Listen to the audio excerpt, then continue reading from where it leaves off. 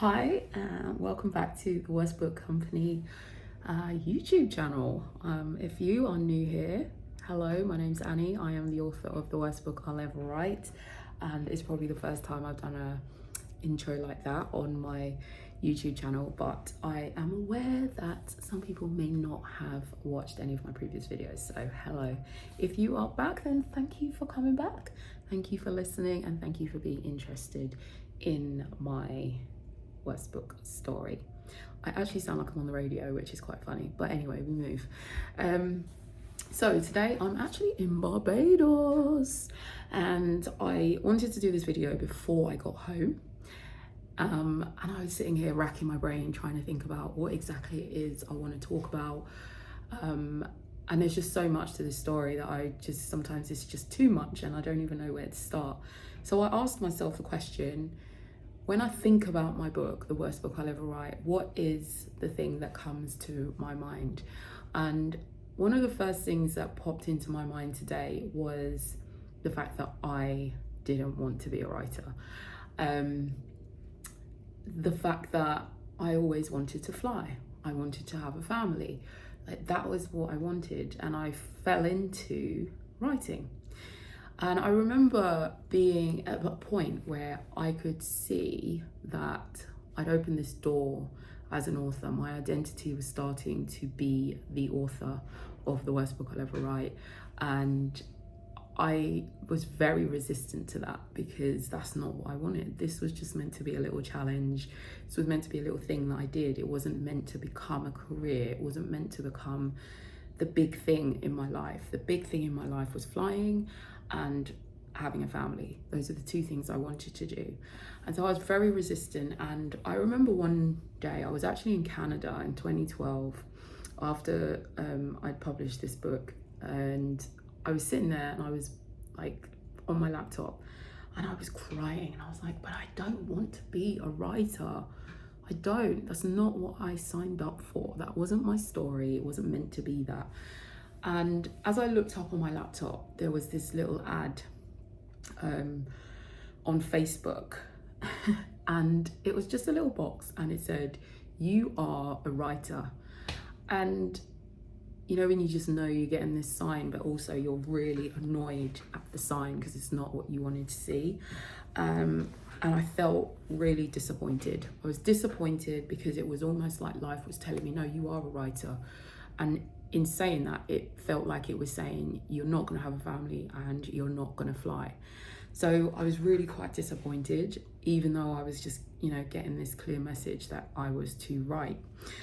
So that was 2012. We're now in 2025, okay? January 2025. I'm sitting in Barbados. I am cabin crew for a UK airline, a major UK airline, and I'm sitting in Barbados. Right? I'm doing the job that I dreamed of doing when I was like 7, 8 years old. Like, I'm actually doing it. And so as I'm sitting here, I'm thinking about the fact that I had once been like, I don't want to be a writer. I don't want to do this. And it's quite funny because I just think to myself, what was it that got me to here? And I remember in January 2022, I was in the Cayman Islands and I was sitting outside of my mum's, and I remember crying because it was the new year. I was crying, and I was crying because I was so disappointed that I hadn't been able to fly. And this was the second time it happened, because I'd also been through that in sort of April 2020, where I was just so honest with life that I was disappointed that I didn't get to fly. I was about to turn 40 in 2022. 40, was it 40? Yeah, it's 40. About to turn 40 in 2022. And I was just like, I'm never gonna fly now. So I know that this is over for me. And I'm upset and I'm really disappointed, and you didn't give me what I wanted, and I'd always wanted to do this. And I just felt like, let it go. But I also recognized that in all those years, I'd been very resistant to the idea of being an author, very resistant to writing. And I knew that if I was going to make the best of what I felt was the worst or bad situation, then I needed to let go of this idea of flying, and I needed to embrace the fact that I was an author, and I needed to go and give my all, because I knew that I hadn't been. I'd been half-hearted.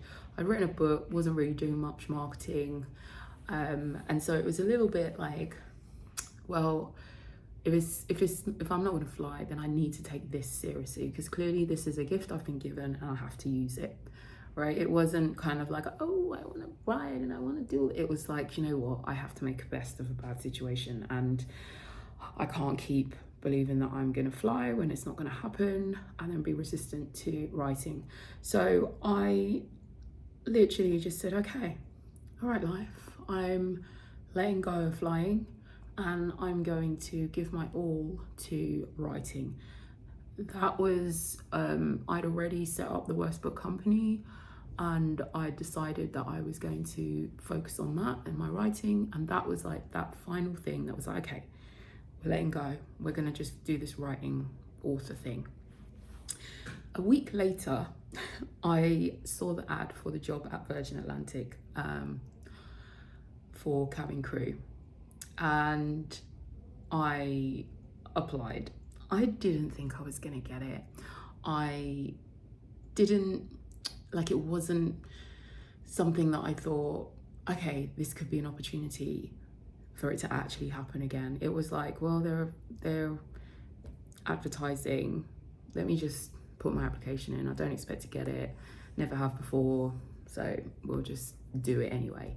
And I didn't even really put much effort into it. I remember doing my cover letter and just being a bit like, right, I'm just gonna put bullet points of all the things I've done, my degree, my experience, all of that stuff, like the courses I've taken, the jobs I did in aviation, with regards to education side of it.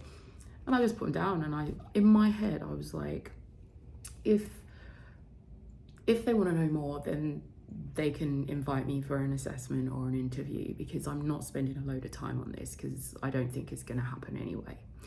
So that's where I was at. And today I sit here 2 years later working for this airline, which was my dream airline to fly for. And here I am doing it. How did that happen? This is what I wanted to talk about on this video, was just letting go. As I got up, thinking about, okay, what does this look like? There was a really annoying, whether it's a wood pigeon, I don't know what kind of pigeon it was, but it makes a sound I've heard before. It was so annoying, and I was just like banging on the window to try and get it to move from my balcony. And then I saw these little birds sitting on these branches, and it's quite windy outside. And I just saw this bird just like going like this in one of the tree, like the branches, and the branch is doing this, and this bird is just sitting on this branch. And I was like, yeah, this is what I have to talk about today, because this is what life can be like. It can be so all over the place, and it doesn't go where you think it's going to go. And what happens, and I've done it, so I'm not sitting here telling you like what to do. What I'm just trying to share my wisdom is resistance slows things down. Sometimes you just need to go with the flow, and it doesn't just slow things down, it causes you so much pain, whether it's just mental, like why are things not different, or emotional. It's just very painful, and I've been there. And it's that resistance that causes it. But when you just accept and you be present and you surrender to what is, rather than trying to control what isn't, you actually find that you enjoy this journey a lot more. And I don't know about you, but anytime I'm enjoying something, time just seems to go very quickly. So it can feel like it's happening quickly, even if it's not, because you're actually just being present, and you're just accepting and embracing and letting go of what you think things should be, and just embracing what actually is. Now, like I said, I didn't do that. And for a good 10 years, I was fighting with life, because I didn't, and I felt that disappointment, and things weren't going the way I wanted them to. And it was only when I let go, like I said, that it actually came into my life, and I'm now doing the job that I love to do. So what I have learned as I've got older is that, yeah, sometimes we want things to be a certain way, but actually we can create for ourselves a lot of unnecessary pain, and make things so much harder, requiring so much more effort and energy than if we just let it go and allow life to just be and be like that bird. Because what happened was, when that branch settled, the bird just flew away. And I think that's kind of what we can take from it, is just when we just allow life to be what life is, even when it's going all over the place and we don't understand it, if we just let it be, there will come a point where it's time to fly to the next season in our lives, and it will happen. And we just have to trust that. And it's something I've said before in other videos, but if this is the first time you're hearing it, it is just about trusting the process, trusting what is happening is working for your good, and it's all going to work out for your good in the end. This is where this whole idea that actually I'm not just a writer of books, I'm a writer of my life. You are a writer of your life. You are the author of your life. And you are writing and living this story. And if you just allow it to be, like you don't know the end of the story yet, but just know that the end is good for you, and trust the journey. Because I mean, how many books do you read that it would just be so boring if it was just like A to Z? But we have the diversions to P and then down to like C again, and it's just, that's what creates the fullness of a book or a story, and that's what creates the fullness of your life. So I guess what I'm saying is, wherever you are right now, just embrace it, accept it, be present, trust that process, trust that it is preparing you to fly into the next season of your life. I am living proof that I resisted, and it took 10 years. But as soon as I let go, and it wasn't just in words, it was just a heartfelt, I am disappointed, but I'm letting all my expectations, all the things I wanted, I'm letting it go. And I'm just trusting you, life, that, okay, this is where you've brought me to. So this is what I have to embrace and live. And within a week, a door opened. And even then, like I said, I wasn't sure I was going to get to where I am now. But that was in January 2022. And by April 2022, I was starting my training.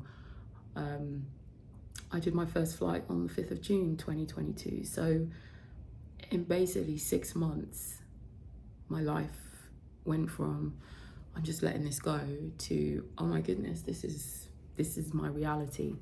So yeah, it's hard. It really is hard. It's not easy to be somewhere where you didn't expect to be in your life. It is hard to accept that things didn't work out the way you had planned or hoped. I still have disappointments in my life that I have to just manage. But in managing it, I try to just say, do you know what? This has to be working for my good. It just has to. And I believe that for you too. Whatever and wherever you are, it is working for your good. And just trust that process. Cry if you need to. Speak to people if you need to. Get help if you need to. But I'm here to just reassure you that it's going to be okay. The end of your story is already written, and it is good, and it works out in the end. So have a blessed day. I'm gonna go outside now and enjoy some sun. It is a little bit windy, but I'm hoping that it's still hot outside. And then I fly home. Who would have thought in January 2022, when I let that all go, when I let the dream of flying go, that I would be sitting here in January 2025, literally already nearly 3 years into my flying. It's all possible. But remember, trust the process. Till next time. Ciao.